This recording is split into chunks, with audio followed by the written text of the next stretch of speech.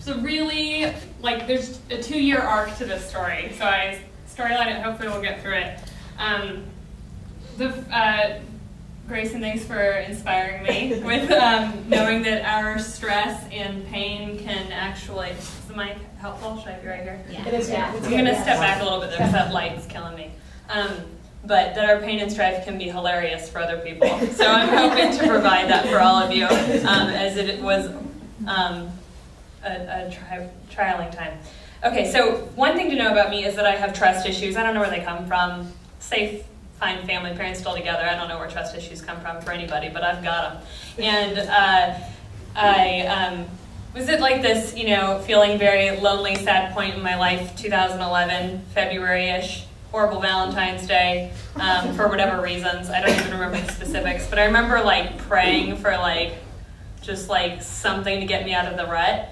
And I went dancing with my friend at the arcade, which is like a public school dance every night. And there was this boy there that I was checking out, and I work in the optical industry, and he had these gold spectacles from the turn of the century, and he was dancing really cool, and I was like, this is all kinds of handsome. That's like actually what the first thing I said to him.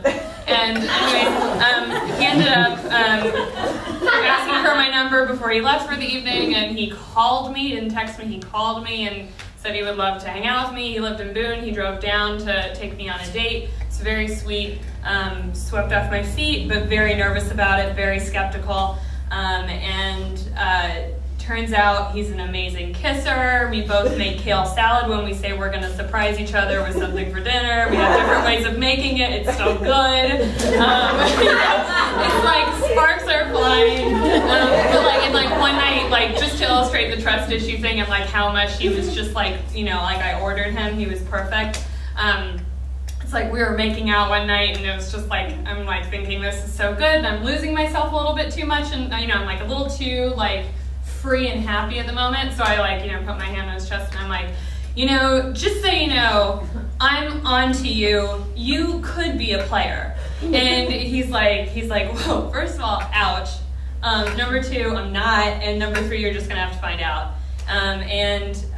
Anyways, so that we were dating for the beginning of March, and then the end of March rolls around, and it's optical industry time. It's a big show in New York City. And it's buying, and you'll know this about any industries. We all think we're the biggest drinkers, And this is really fun. It's like white couches on a rooftop. You can see the Empire State Building, but also the Statue of Liberty. And it's sparkling drinks, and everybody's dressed really well and has great glasses and whatever. And everybody thinks for some reason, I'm the belle of the ball. I show up from Asheville, North Carolina, and everybody, all these London eyeglass designers are who are you? And they're they love me, and they're taking me to bars, and everybody loves me. And it's everybody loves you when somebody loves you. It's it's gold.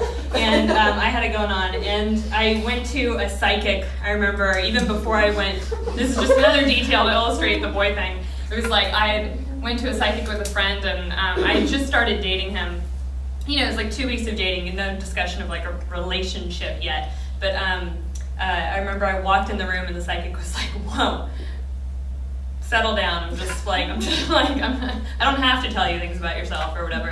You have trust issues. And I was oh, you're not even, okay. And she also was by the way, who's the boy? And I'm there is never a boy. I don't know what you're talking about. And anyways, so storyboard, what happens? Okay, so I have a great relationship. I go to New York City. Everybody loves me. Oh, and then he's graduating from college or whatever, and he had an application in with the Peace Corps which makes me more attracted to him because then I know he's leaving, so I can go into this, and we're not gonna break each other's hearts. I just know that it'll end. It's it's a safe term, And so he has this application with the Peace Corps. The Peace Corps gets back to him quicker than they get back to anybody, and they're we love you, we want you. We'll get in touch with you at the end of the summer. And he sort of temporarily moves in with me after the summer, just sort of staying with me. His mother lives in Brevard, and he was gonna work in Asheville, and he gets a job, and then basically it's he's been living with me in my room, and then it's like he says we can move in together, and he's just gonna like help subsidize this thing. And anyways, it's super easy, it works out, we're living together, it's awesome. Like, we got an apartment in Montford, we got super lucky. What? I mean, everything was fine, everything is great. There was a special detail to illustrate this, but anyways, happens to be January that Peace Corps calls. Oh yeah, there was like a delay in the application, that like something hadn't been filled out right. He felt horrible, like embarrassed about it, and that he wasn't supposed to be hanging around this long or whatever, but our relationship was magic, and so it was, you know, signs to be. And then January comes around, and we've been dating almost a year, and the Peace Corps calls, and they're like, we're ready for you. We have a place for you in Malawi, Africa. And he comes to work to tell me this news because he got the call in the middle of the day. And I'm like crying in the middle of the day, like, oh my God. Okay, well, we knew this was gonna happen, right? And I just like, I love your drive to serve others. I think it's so wonderful. And and this is something that you've been planning to do, and that way that you, anyways, it's like, no question, we're gonna try and stick this out, you know? So we stick through the relationship.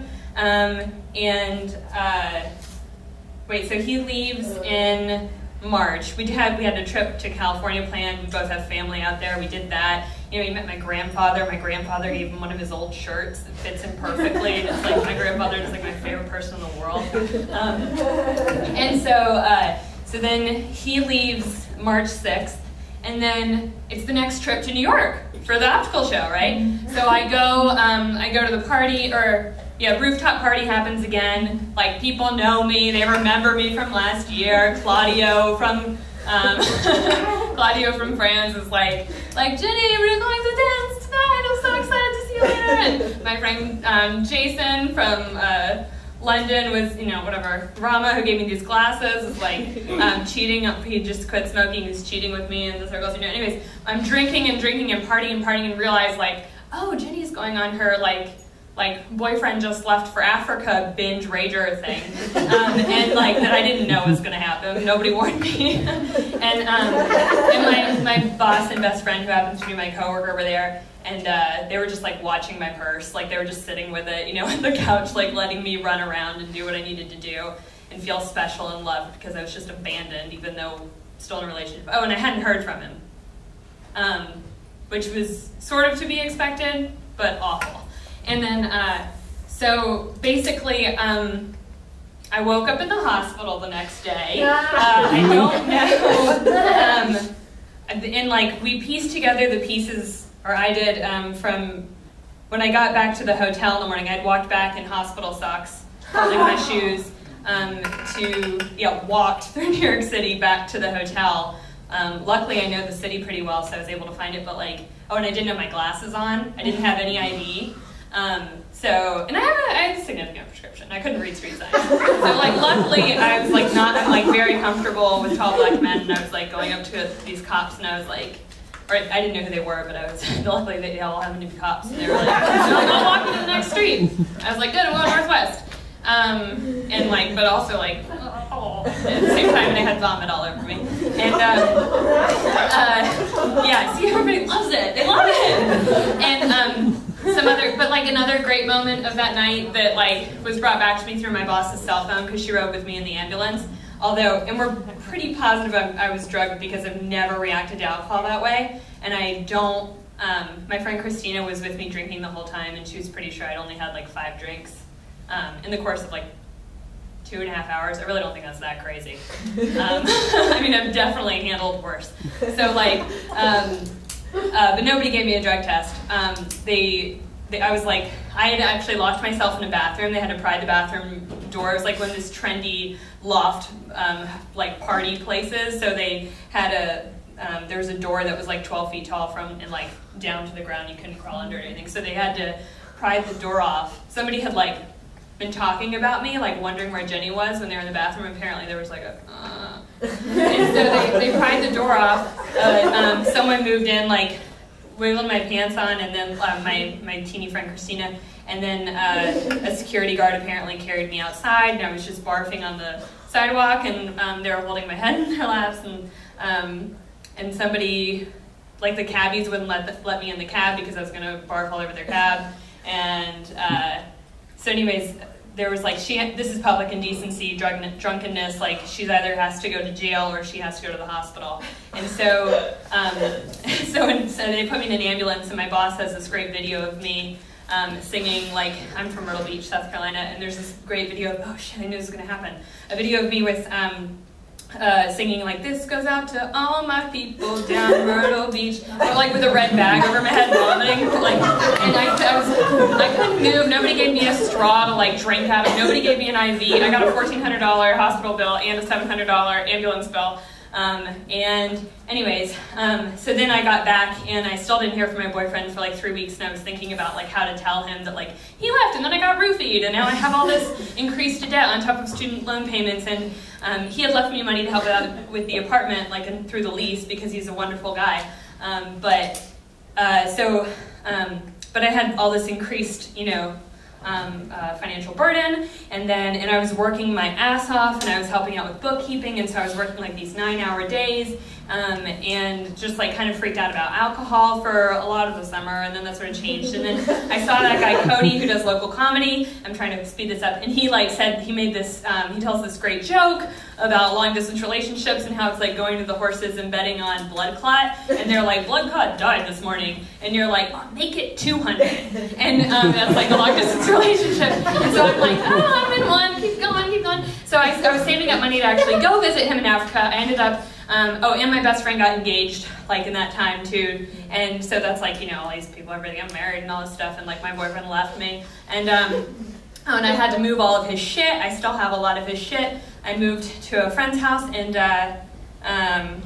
been living out of cardboard boxes.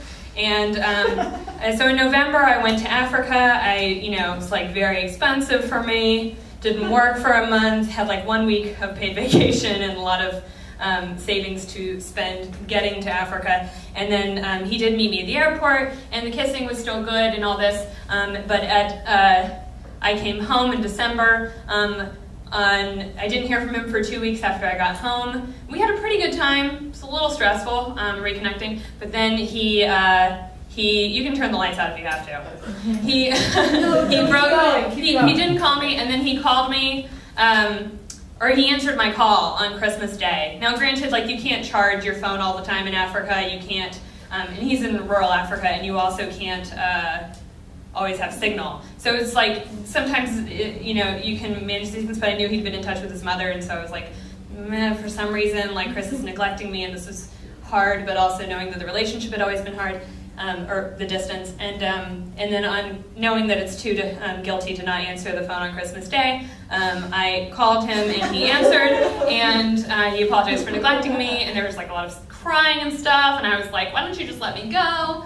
And he was like, okay, I guess I'm letting you go. And so I was dumped on Christmas Day, or I dumped myself or something awful. And then on New Year's, I managed to consume enough alcohol to throw up some more. And I am still boyfriendless to this day.